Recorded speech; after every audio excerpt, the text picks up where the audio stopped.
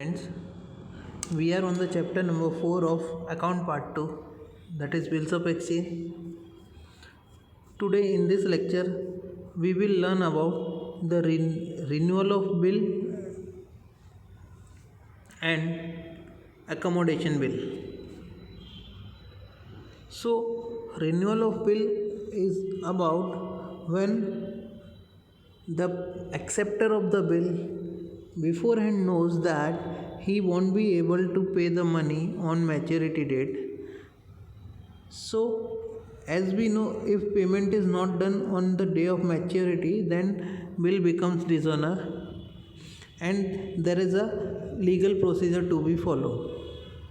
So to avoid that, he means that acceptor of the bill contact the drawer and request him to cancel the old bill and accept a new bill along with some interest.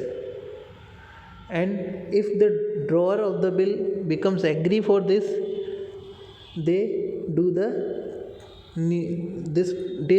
process and they cancel old bill and they become agree to make a new bill. This is called renewal of bill. Here drawer will be charging some interest for the additional period and drawer will be accepting a new bill for the same. So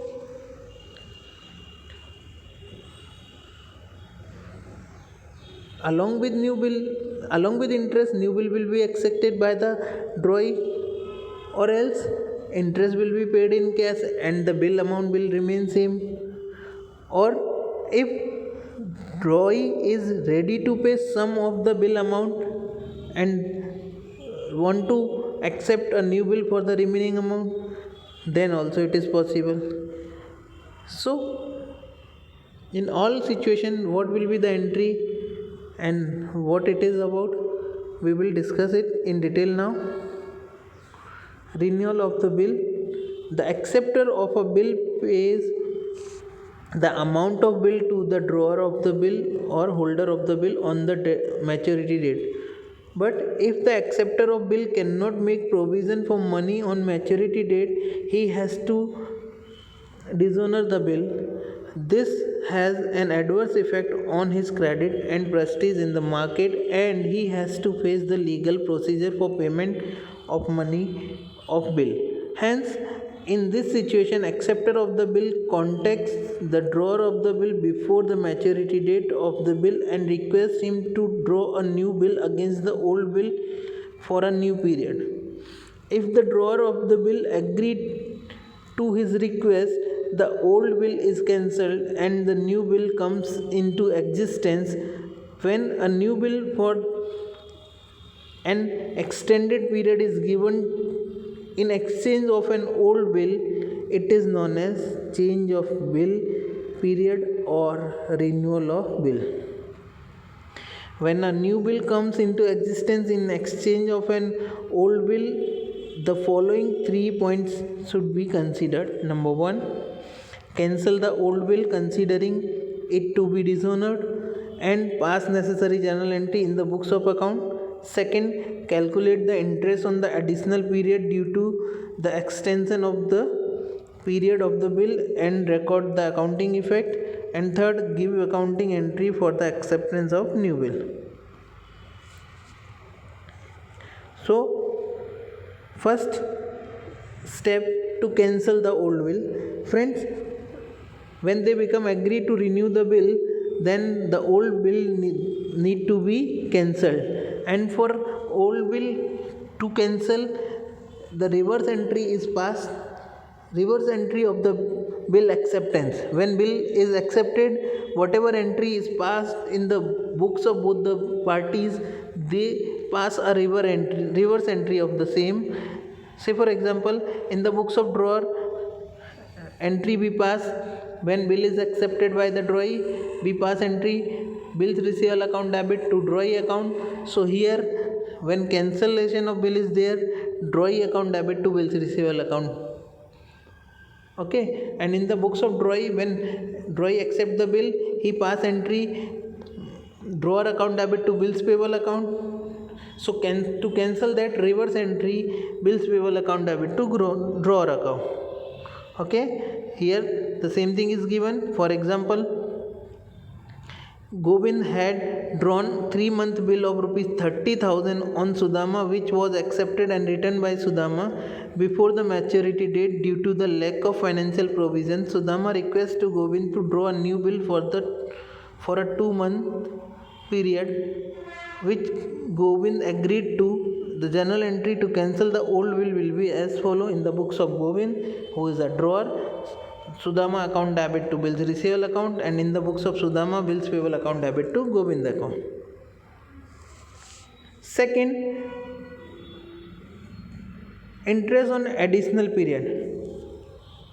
Friends, interest on additional period is charged by drawer on drawee. So this interest becomes an income for the drawer and expense for the drawee. So the entry is passed in the books of drawer is drawee account debit to interest account, and in the books of drawee, interest account debit to drawer account. Okay, now suppose the payment of interest is done in cash, then in the books of drawer, as he will be receiving interest in cash account debit to drawee account, and in the books of drawee, drawer account debit to cash account if interest is paid in cash. So here, when the renewal of a bill takes place, the drawer of bill charges interest at certain rate from the acceptor of the bill for additional period allowed. The amount of interest depends on new period of bill, the rate of interest, and the amount of bill. Sometimes the acceptor of bill pays the amount of interest in cash immediately, whereas sometimes the drawer of the bill draw a new bill for an amount including the interest. As per the given illustration, suppose Sudama accepted rupees 600 as interest and has paid it in cash to Govind. Accounting entries will be as under: for interest charge, Sudama account debit to interest account, and interest account debit to Govind account. In the books of Govind, Sudama to interest, in the books of Sudama, interest to Govind. And for payment of interest, in the books of Govind, cash to Sudama, and in the books of Sudama, Govind to cash. Okay, and then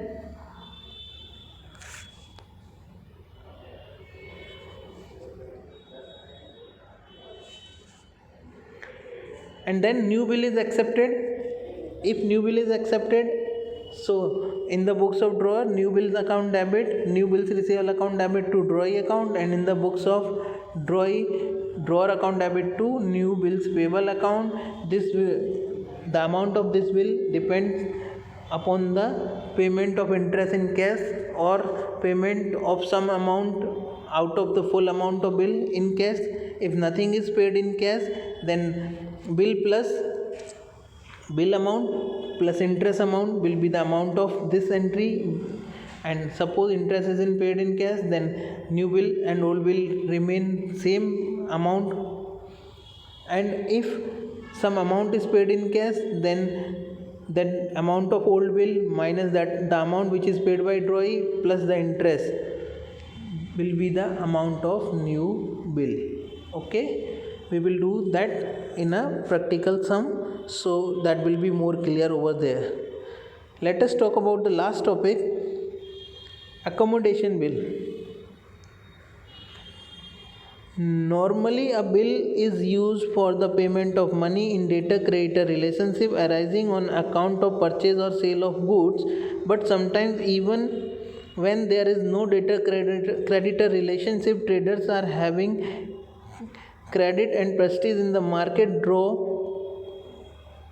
and accept bill in order to make provision for short-term financial requirement of one another. Here one party trader draw a bill on another party who is also a trader, accept this bill is discounted with the bank or a shop, and trader can get the required money for a short period. Before the maturity date, the person who has discounted the bill sends the money to the person who has accepted the bill and who pays the amount to the bank or shop on maturity date. In this way, trader can take care of their short-term monetary crisis. Sometimes the money received on discounting the bill is distributed in a definite proportion between the traders who discount the bill and the trader who accept the bill. The discount expense is shared in the proportion of amount distributed before the maturity date. The person who has discounted the bill drawer send his share of money to the person who accepted the bill and who pays the entire amount of to the bank or the shop on the maturity date. Sometimes the trader draws and accept the bill against each other and they use the money by discounting this bill in a bank.